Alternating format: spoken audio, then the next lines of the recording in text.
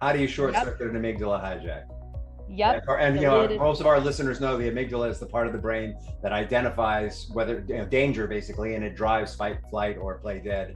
So that's why we like that terminology, because it makes us sound really scientific, even though most of us don't even know where the amygdala is.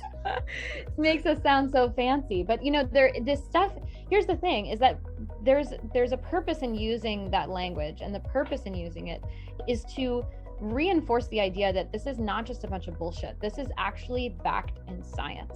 Yes. The other part that I like about it is that, and I'm sure you're going to share more about this with us, but there's an implication here that we are not our brains.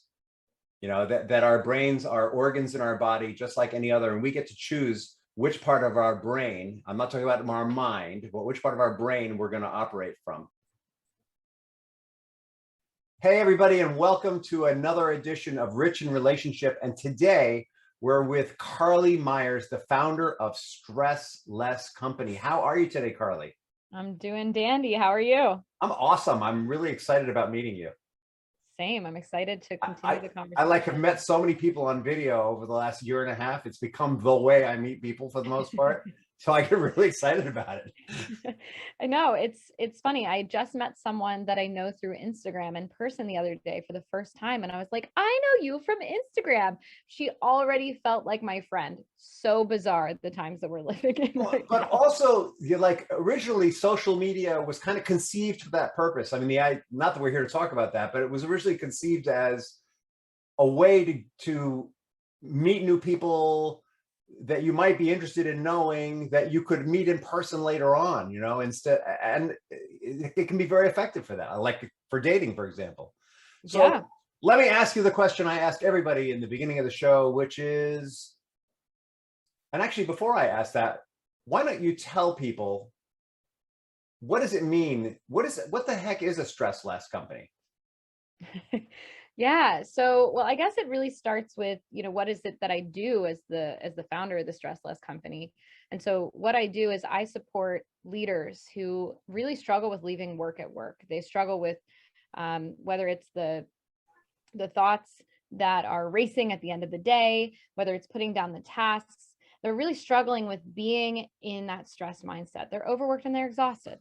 And what I do is I support them in feeling more grounded and free than ever before, and creating the relationship with whatever is outside of them that feels most aligned. And so that is really what we do. We have, like I say to a lot of people, the way that I would describe the work that we do is that we are predominantly an education company and secondarily a mentorship company. So we're providing the tools so that your listeners can really, or our audience, our community can really embody the change that needs to happen so they can feel more content. I love the way you frame your company as predominantly an education company and then secondarily a mentorship company. That's really cool. And so now the question, how did your heart lead you to that work? Ooh, can of worms. I will try to keep it short and sweet, give you the Cliff Notes version. So the reason that I got it can be juicy. It doesn't have to be. It'll still be juicy, I promise. So the reason that I got into this line of work is because of an experience I actually had when I was a teenager. When I was about 12 years old. Around that time, things weren't working out between my parents, and they decided to go their separate ways. So this is a full circle for, I think, you and your listeners here. So my mom ended up dating, as we all do when we feel like we're ready. And she ended up dating a bad apple. She realized it pretty quickly, broke it off. A few weeks later, that ex-boyfriend broke into my childhood home, killed my mom's new boyfriend, and tried to kill my mom. Oh my God. Yeah. Talk about stressful. Talk about stress. Yeah. So my mom ended up surviving. And if you saw her today, you'd have no idea, which is such a blessing. But as a result of that experience, I really struggled for a long time. Right. I struggled with the symptoms of PTSD, with stress, no joke. overwhelm. Yeah, no, it was no joke whatsoever. And so for a long time, I ended up holding it all in. Right. I didn't want to be the straw that broke the camel's back. I didn't want to be the burden to other people. To your mom. So my mom actually was in medically induced coma for a while. So not necessarily. but to my family, to my community at large. Mm-hmm. There was a lot going on. We had a lot to navigate, a lot to handle. So when I finally got the courage to open up to people in my life, which by the way wasn't family, I would say things to people like, you know, hey, I'm feeling a little stressed, or I'm feeling a little overwhelmed, or I'm kind of struggling right now. Mm-hmm. And I would ask them for advice, like, you know, what should I do? What do you think? And it was like clockwork. I got the same 5 or so responses every single time. You know, hey, Carlee, have you tried therapy? Have you tried yoga? Have you tried meditation? Have you changed your diet? Like, when's the last time you hit the gym? And from my perspective, I was like, no shit, Sherlock, come on. Like, do you think I've been living under a rock? Oh my, of course I've tried these things. What? Right? Are you kidding? And I have to be honest around that. There's some of the stuff did not work at all. Full transparency. Some of the stuff worked a little bit, but nothing really got me over that hump where I was experiencing that joy, that silliness, that goofiness, whatever that beautiful state of mind it is that I wanted. Mm-hmm. And when I would tell people that those things didn't work for me, or they weren't working quite enough, I would get a similar response again. And it would be, well, you just haven't found the right, you know, therapist, or you just haven't, you haven't found the right diet, or you just haven't, you know, stick with it. And, or my favorite, oh, this is the worst, which is the shame around meditation. Oh, the fact that you're having trouble meditating tells me that you need to meditate more, right? oh, so sticky, that one.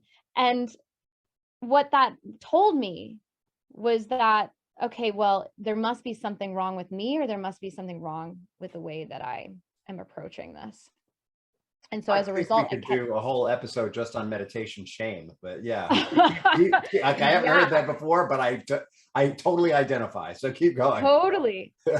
And people they think they're helping, right? And this is the important thing to note in my story, is that every person I turned to for advice, it wasn't that they were trying to hurt me. It's not their fault. They just regurgitated or shared what worked for them, but it didn't work for me. And so getting that message, as a result, I ended up just continually showing up and trying these 5 or so mainstream approaches, and just convincing myself that, like, okay, I guess this is how it is. Like, this is the status quo. Like, I'm meant to struggle with PTSD. I'm meant to struggle with stress. I'm meant to be anxious. This is just my reality. And luckily, I had a hint of resilience in my blood, I should say. And I was like, there's got to be more. And so I just kept exploring. Option after option after option. And after 10 years, or probably more than that, of struggling, I realized exactly what worked for me. And a step further, I realized that it wasn't just that specific thing that worked for me, which was art, by the way, painting. That there was actually an umbrella that was bigger than that. That there was a category, there was an approach that could lead not only myself, but other people to a practice that could get them out of a stress state. Mm-hmm. Now, that grew beyond and beyond. But the reason I started the company, believe it or not, this is really the Cliff Notes version, but you know, the reason I started the company was because when I discovered that thing that worked for me, I was pissed. I was furious. I was like, why the hell isn't anybody talking about this? And we're talking about art and creativity when you say the thing. When I say that thing, I'm talking about this concept of the fact that there's no one size fits all when it comes to stress management. Of course. There's no one size fits all. And so I was furious. So, and on one end, I was relieved, and on the other end, I was pissed. And when I got done throwing my temper tantrum, it hit me like a ton of bricks. And I was like, oh shit, like, I'm supposed to be the one that's talking about this. So it sounds like what you're saying is that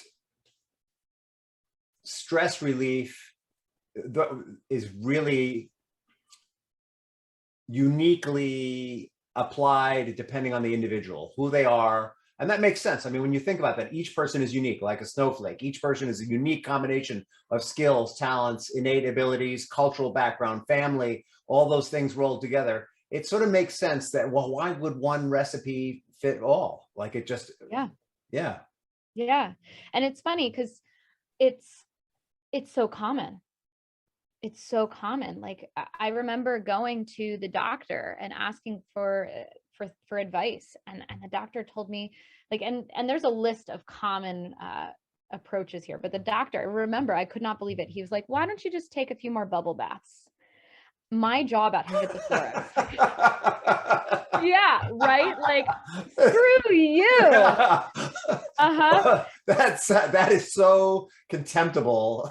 That is, and so diminutive. It's unbelievable. It is unbelievable. Unbelievable. But actually, for some people, a bubble bath might be perfect. I mean, we're not knocking bubble baths. I'm not that person, right? It's just, so, I think the way that I approach my work is very unique in that way. It's not your traditional mindfulness program. It's not your traditional stress program where you've got these like certain tools that this person or that practitioner is working with. The way that I support my clients is I help them figure out, I give them the framework, because if we just go out into the world, it's just too much information. It's like going to a diner. We don't know what to order. But I give them the framework so that they are empowered to figure out exactly what works for them to manage their stress. Now, it starts with that, right? I haven't mentioned it yet. Every single one of my clients goes through this thing called the stress less method. And that's my 5-step unique methodology. And it starts with step 1, which is managing your energy, right? So I start with, okay, what works for you to get you out of fight, flight, or freeze mode and into rest and digest mode? Or if I want to sound scientific, get us out of one side of the nervous system, right? The sympathetic nervous system into the parasympathetic nervous system. Yeah, in our industry, we like to talk about an amygdala hijack. Mm-hmm. How do you short circuit an amygdala hijack? Yep. And most of our listeners know the amygdala is the part of the brain that identifies whether danger, basically, and it drives fight, flight, or play dead. So that's why we like that terminology, because it makes us sound really scientific, even though most of us don't even know where the amygdala is. It makes us sound so fancy, but this stuff, here's the thing, is that there's a purpose in using that language, and the purpose in using it is to reinforce the idea that this is not just a bunch of bullshit. This is actually backed in science. Yes. The other part that I like about it is that, and I'm sure you're going to share more about this with us, but there's an implication here that we are not our brains. That our brains are organs in our body, just like any other, and we get to choose which part of our brain, I'm not talking about our mind, but which part of our brain we're going to operate from. So tell me more. I understand from perusing your website that the second step has something to do with understanding your blocks or identifying your blocks. Yeah. So the first step, just for clarity, is to figure out exactly what works for you to get you into rest and digest mode. Because when we're in fight, flight, or freeze mode, and I think this is important, especially in the work that you do, Rich, and the couples that are listening, is that when we are in fight, flight, or freeze mode, the first thing that goes out the window is our ability to access effective critical thinking or problem solving. There's no thinking. The amygdala does not do critical thinking. And actually, sort of central work that I do with couples who are in conflict, or with someone who's divorcing someone that they find kind of scary, is identifying when they get to that point where they're either going to go down the ski slope of fear, anger, and blame, or they're going to decide that they're going to step back. And then it's all about tools, Yep, 100%. So it's to get us out of fight, flight, or freeze into rest and digest, so that we can return to the problem at hand from a state of groundedness and from a state of clarity. And we have access to that critical thinking, which is something that we uniquely have as human beings. It's one of our powerhouse tools, if you will. So going into keeping that in mind, once we're in rest and digest, and we may have to do that first step over and over and over again. We may have to do it 20 times a day, right? Just for acknowledgement here. But once we're able to do that, then we go into step 2, which is identifying your blocks. So this isn't the fact that you're furious with your partner for not unloading the dishwasher or loading it to begin with. It's not about loading it wrong. They loaded it wrong. It's not they loaded it wrong. They put the bowls where the dishes are supposed to be. The mugs. Why can't they keep all the mugs on the top rack? I know about this problem. Yes, it's not about those surface level problems. I have a side story that it is. Carlee, you have to load the dishwasher right, or the dishes don't get clean. You know what? You're not eating at my house. Oh my God. Okay. Side note, because I think it's relevant. And I think it's a funny story. When I was a teenager, so when all this happened, I moved in with my dad and my stepmom. My stepmom was a neat freak. And so my really petty teenager way of getting back at my stepmom was to go into the cabinets and turn all of the canned goods backwards so she couldn't see what they were. I love that. Very, very petty on my end. I still laugh. I have matured beyond that state now. All right, then you can come over.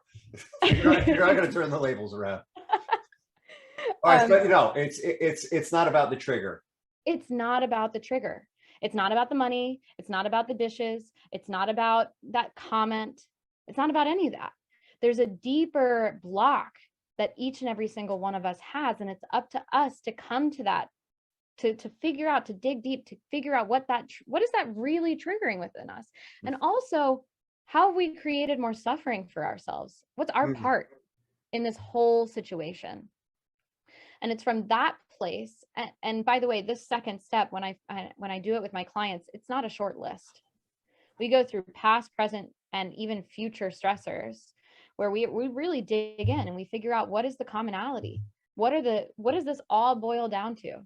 I've had clients where their entire list of 60 stressors boiled down to 2 limiting beliefs.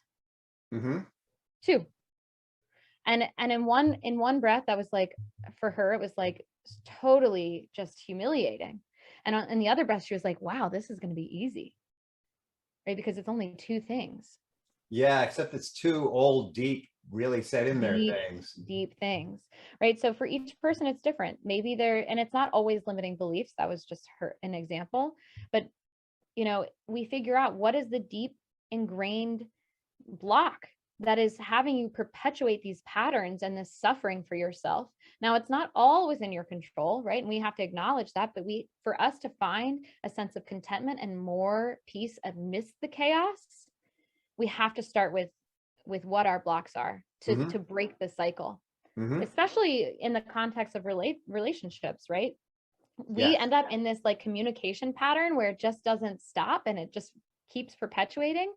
And so for that cycle to stop, the crazy making cycle to stop, we have to figure out how we're contributing. Yeah, no, I love that. People often ask me, how do you do that work with couples? And I say, I don't really do it. They actually do it. They identify what the triggers are. They identify the fight they're having over and over that doesn't work for them. And they make the decision that they're going to stop. I really don't have a magic wand.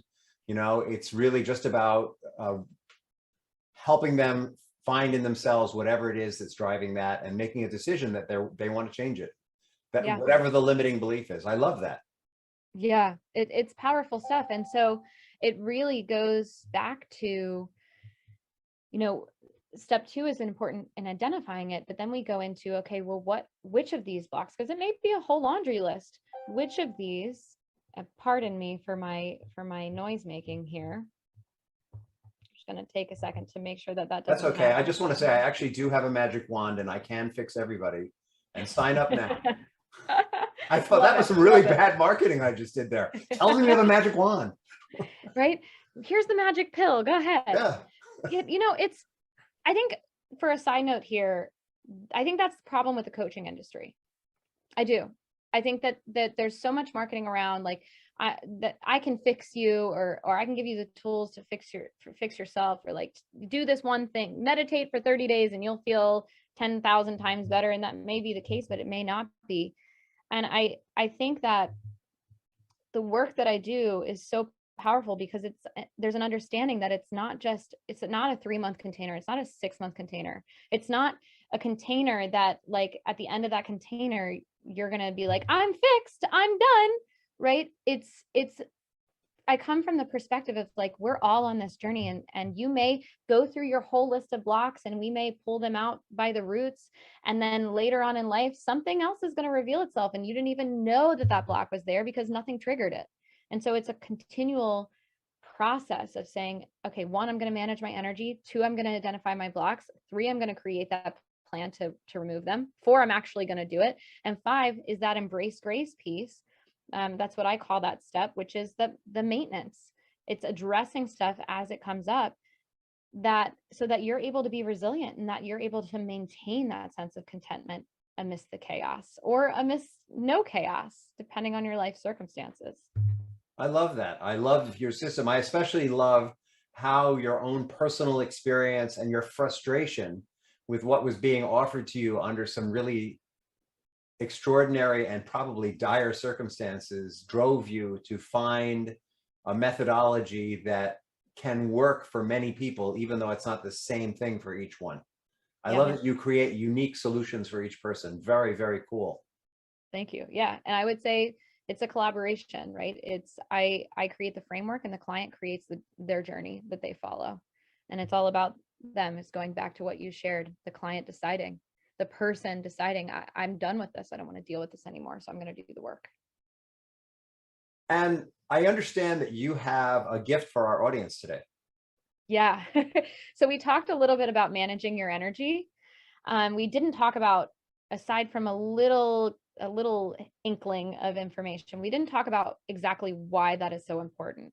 And so I do have a free downloadable audio training. It's something that I actually have given to my own clients. So it'll be like you're in the classroom with us, that you can visit stresslessco.com/energy to download. And that'll give you deeper context, because I tell you what, if anybody skips a step in this method, it's always that first step. And yet it is the most important step in the whole process.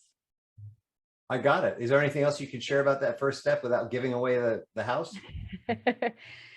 Again, I think it just goes back to the reminder that managing your energy is key, because you lose access to that critical thinking. And we need that. I think I understand what you mean, but just to make sure that our audience gets it, I keep thinking I'm going to make a joke about solar energy or something like that. But really what that's about is, I think when we're talking about I want to be clear about what it is we're talking about when we're talking about energy. I think what you're talking about is our emotional energy, kind of where we're coming from. Are we coming from, there's all different levels, not that one's better than the other, of energy. And like, with a lot of the couples that I work with, or the people who are getting divorced, they're coming from kind of feeling a little victim-y, which is not necessarily a bad thing. It can be very healing. Maybe they've certainly got some anger and some blame going on, but where they want to be, usually for their children's sake, is in a place that's more creative and that's more win-win. And that's a completely different emotional state that from where they arrive at. Is that what we're talking about here? Yeah. So I would add one nuance, and that is that when I'm talking about energy, it's really about almost like it is an emotional thing. So you're right on track, but it's almost like a buzzing in your body as well. So like if you're in a state of anger or frustration, that energy is going faster, right? If you're in a state of despondency or lack of motivation or despair, it's moving slower. And so when I'm talking about managing your energy, I'm talking about finding a middle ground, a place in between those places. And maybe those places are your magic spot, but finding the best place for you as an individual to function from energetically.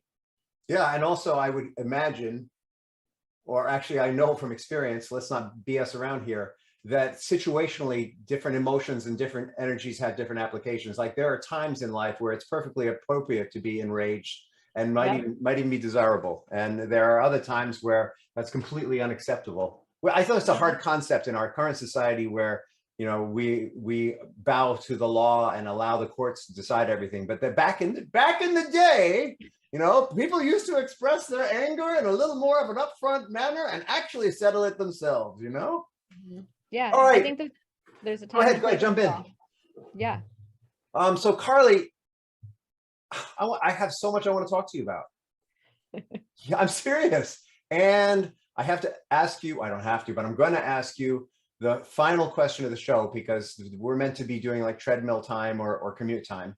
Maybe we'll do another one together. Maybe that's the solution. So the question is, what's the legacy that you want to leave behind? Yeah. So I think the legacy is twofold. I think one is for me to experience life from a place of a beautiful state of mind, whatever energetic place that's in. So for myself to be happy, to be content, I think is a better word.